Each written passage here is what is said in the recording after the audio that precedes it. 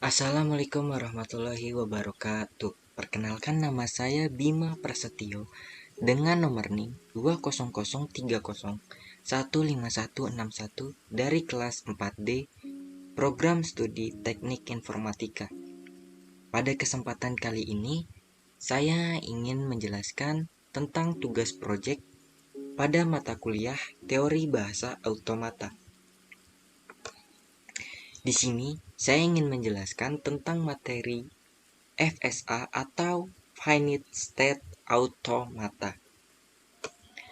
Pengertian FSA. FSA merupakan mesin otomata dari bahasa reguler dalam kurung tipe 3. Suatu model matematika dari suatu sistem yang menerima input dan output diskrit. FSA juga memiliki state yang banyaknya berhingga dan dapat berpindah-pindah dari suatu state ke state lain. FSA tidak memiliki tempat penyimpanan, sehingga kemampuan mengingatnya terbatas, dan hanya bisa mengingat state yang terkini.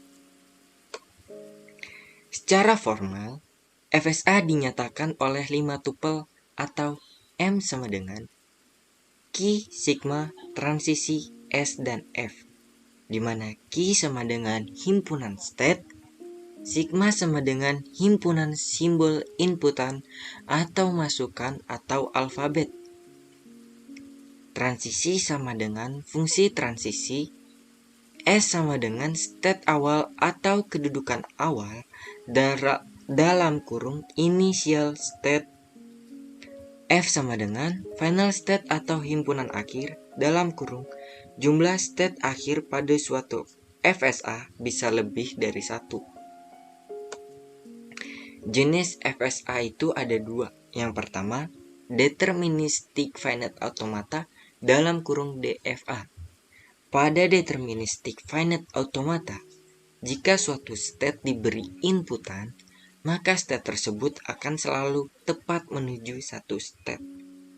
Yang kedua, ada Non-Deterministic Finite Automata dalam kurung NFA. Pada Non-Deterministic Finite Automata, jika suatu state diberi inputan, maka mungkin saja bisa menuju ke beberapa state berikutnya. Di sini ada contoh soal dan pembahasan FSA. Contoh soalnya, diketahui tupel sebagai berikut. M sama dengan Q sigma transisi S dan F. Q himpunan state-nya ada B, I, M, dan A. Sigmanya atau himpunan inputan ada A, B, dan C. State awal atau initial state itu M. Ada huruf M. F, state akhir atau final state, ada B dan A. Yang ditanya, gambarkan mesin FSA-nya. Berikan contoh untai yang diterima dan ditolak dengan panjang untai lebih dari 5. Sebelumnya, saya sudah membuat mesin FSA dari tabel yang ini.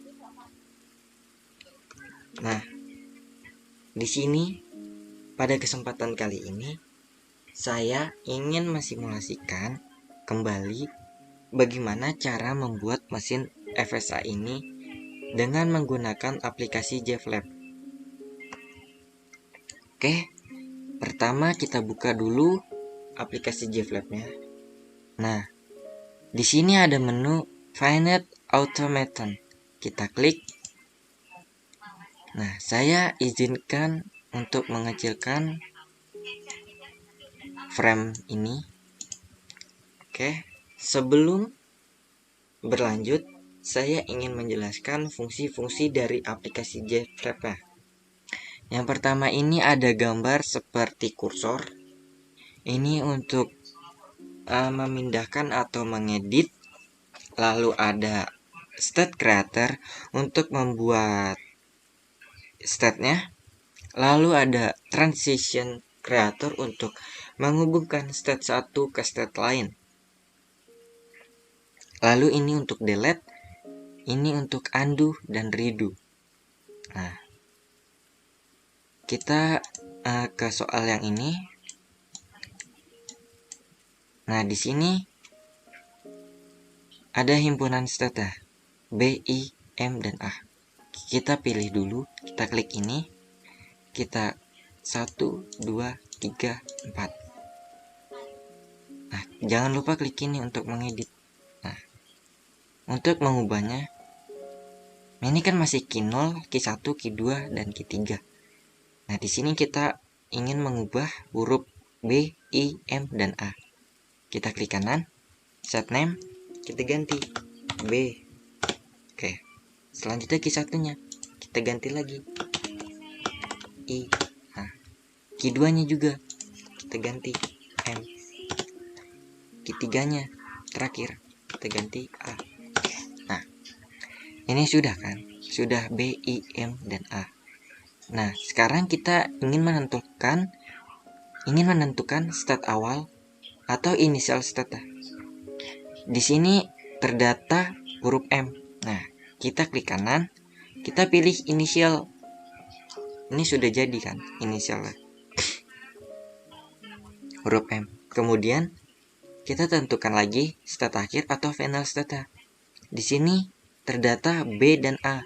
Kita klik kanan seperti membuat inisial stat tadi. Klik kanan, kita pilih final. A-nya juga kita pilih final. Oke. Lalu saya ingin merapikan agar seperti bentuk yang ini, mesin yang ini. Oke. Tunggu. Kita atur dulu. Nah, saya biarkan terlebih dahulu seperti ini. Kita kembali ke soal. Nah, di sini ada tabel nih. Ada tabel kan?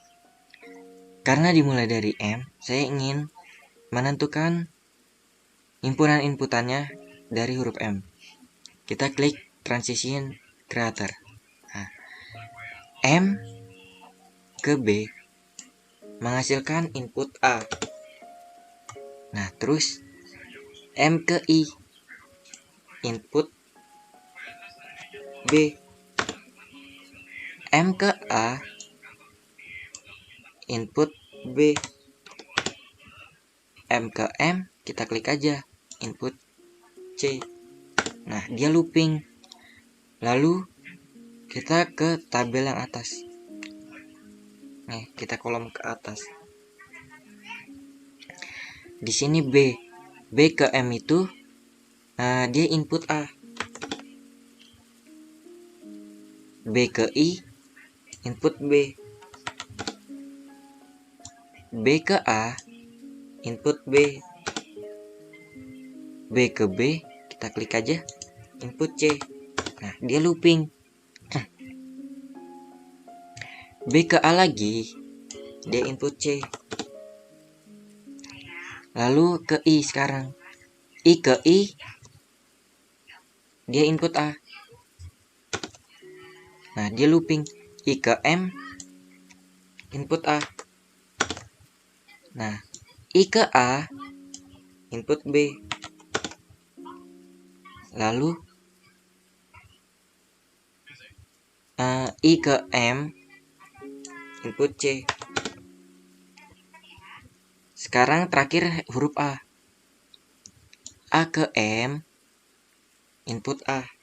Nih, input A kan. A ke I di sini input B. Terakhir A ke A, kita klik input C. Nah, dia looping. Nah, sekarang saya ingin mengatur seperti mesin yang ini. Kita atur, kita rapikan. Kita rapikan terlebih dahulu.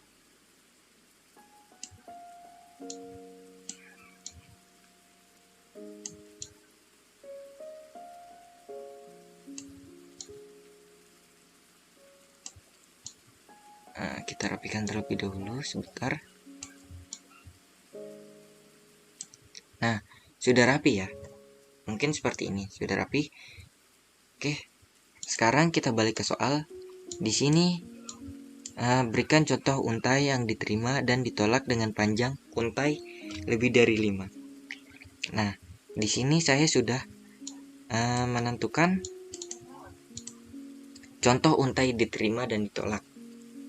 Nah, di sini ada contohnya C A A A C. Nah, bagaimana cara menginput?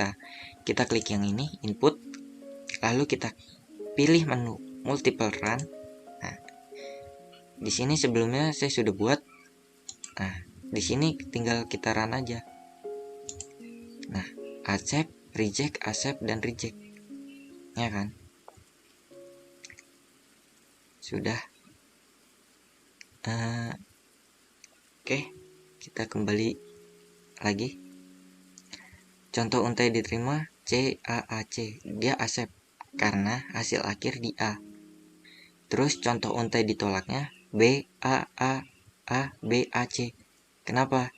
Karena hasil akhir di M, bukan di B dan A. B dan A ini final state, dia tidak berakhir di situ.